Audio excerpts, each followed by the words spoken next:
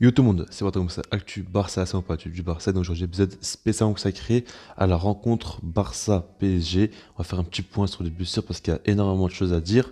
On parlera de trois cas, celui de Neymar, de Ronald Araujo et aussi de Sergio Dest parce que il y a quand même des nouveautés qui font que le match va être intéressant dans un sens par rapport aussi aux absents et aux joueurs qui pourront finalement être présents. Et donc voilà, n'hésitez pas à me dire dans les commentaires ce que vous en pensez, comment vous ressentez aussi le match, mais n'oubliez pas que je sortirai aussi une vidéo avant le match, donc le lendemain de la rencontre face à Alaves, c'est-à-dire normalement ce dimanche, je sortirai directement une vidéo avant match. Et donc voilà. Par rapport maintenant à la vidéo, on va commencer par Neymar. Alors comme vous le savez, il s'est blessé face à Caen.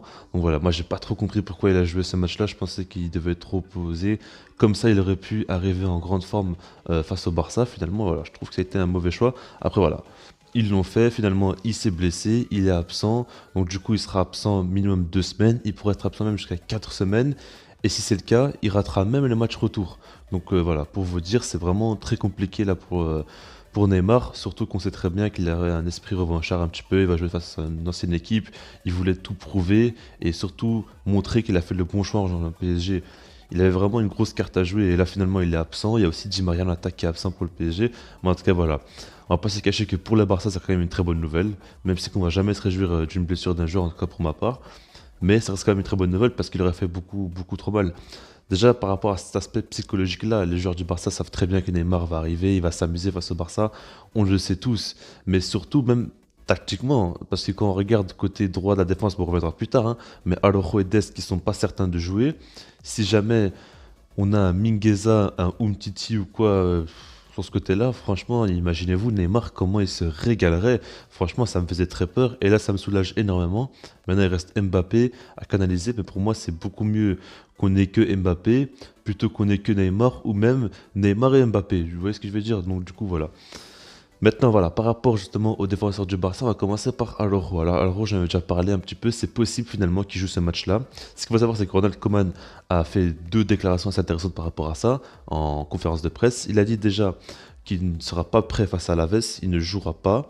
Il n'a pas encore repris l'entraînement aussi, mais il a aussi dit qu'il va faire en sorte que quand les joueurs reviennent de blessure, il va laisser le temps pour qu'ils reviennent tranquillement et ne va pas prendre de risques en les faisant jouer directement, comme par exemple avec Sergio Roberto qui a rechuté. Ça, il l'a pas dit, Sergio Roberto, mais c'est moi qui vous le dis, mais en tout cas, voilà. Ce que je veux dire par là, c'est que déjà, face à la Lazio, il ne sera pas présent, et surtout, Ronald Koeman, il dit ça peut-être pour dire qu'il ne pourra pas jouer face au PSG parce qu'il sera vraiment pas à 100%. Et il se peut qu'il joue finalement, mais franchement, là, ça réduit énormément les chances. Donc moi, je vous dis clairement, à l'Euro, je le disais déjà avant, j'y crois pas face au PSG. Pour moi, si on le fait jouer, c'est vraiment pour forcer. Mais je pense pas qu'il sera à 100%. Et imaginez, au final, on force tellement pour qu'il joue et qu'il n'arrive pas à sortir un gros match parce qu'il sera pas à 100%. Il a quand même une grosse pression sur lui. Là, on attend énormément de lui. S'il joue, on attend de lui une prestation taille patron. Alors que ça reste quand même un très jeune défenseur qui fait certes des gros matchs. Mais voilà, pas trop mettre de pression sur lui. Et ça risque d'être vraiment finalement pas du tout bénéfique pour le Barça. Et donc voilà quoi. Mais après, le problème, c'est qu'il va falloir préparer une défense. Et il nous reste quelques petits jours là avant d'affronter le PSG. On avait comme Titi, c'est mort, hein. Franchement, le match qu'il a fait face à Séville, c'est une catastrophe.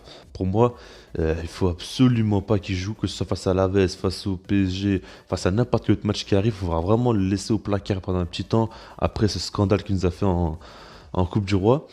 Mais du coup, il reste plus que Clément Langlais et Mingueza en défense centrale. Du coup, voilà, on n'a pas trop le choix au final, hein. Il nous reste deux joueurs. Il va falloir que je joue au Piqué, il n'est pas du tout de retour.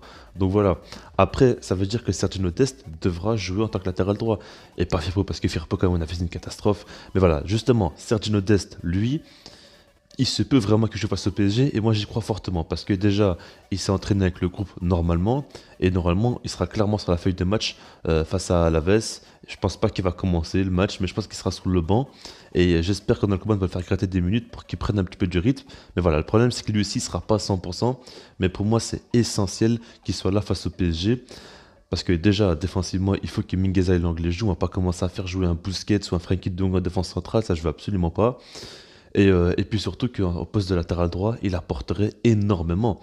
Parce que tout simplement, Sergio Dest, déjà je pense qu'il sera confronté à Mbappé, parce que finalement Mbappé, je pense qu'il va jouer côté gauche. Et par rapport à la vitesse, déjà, il pourrait concurrencer un minimum parce que quand on regarde des Firpo ou je sais pas quoi, franchement, ça va être compliqué pour eux.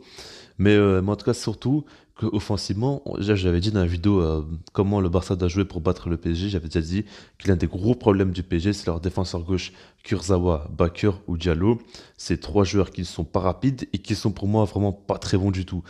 Et quand on regarde Dembélé, ce qui peut leur faire comme mal, tout ça, si on l'associe avec un Sergio Dest en plus pour encore plus appuyer sur leurs faiblesses, ça pourrait faire très très très mal sur ce côté-là. Parce que on sait tous que Sergio Dest, voilà, balle au pied, il est très fort, même si qu'il a beaucoup de petites erreurs techniques, tout ça. Son grand grand point fort, c'est ses appels aussi. Il colle sur la ligne droite, il fait énormément d'appels, des dédoublements, tout ça. Et ça fait que Ousmane Dembélé, est vraiment en un contre un parce qu'il y a du coup le central, on va dire, qui va revenir sur lui et le latéral gauche qui va essayer de tenir Sergio Dest. Du coup, il va être en un contre un et c'est comme ça qu'il est dans les meilleures positions. C'est comme ça qu'il avait fait ses meilleurs matchs de saison, je trouve. C'est quand il était avec Sergio Dest, on voyait une bonne complémentarité entre les deux et ça faisait très très mal sur ce côté-là. Du coup, moi je pense que si jamais Sergio Dest peut jouer, il faut absolument qu'il soit là parce qu'il apporterait énormément offensivement et défensivement, il rassurerait. Parce que Mingueza, en tant que latéral droit, je sais pas pourquoi, il a vraiment beaucoup de mal à défendre, hein. Face aux ailiers qui sont percutants, qui sont rapides, très techniques, il a beaucoup de mal. Et Mbappé, c'est clairement ce profil-là. Du coup, moi je pense qu'un Sergio Dest, par contre, lui, ce serait déjà mieux. Et donc voilà, dites-moi ce que vous pensez dans les commentaires, et puis sinon, moi je vous dis peace.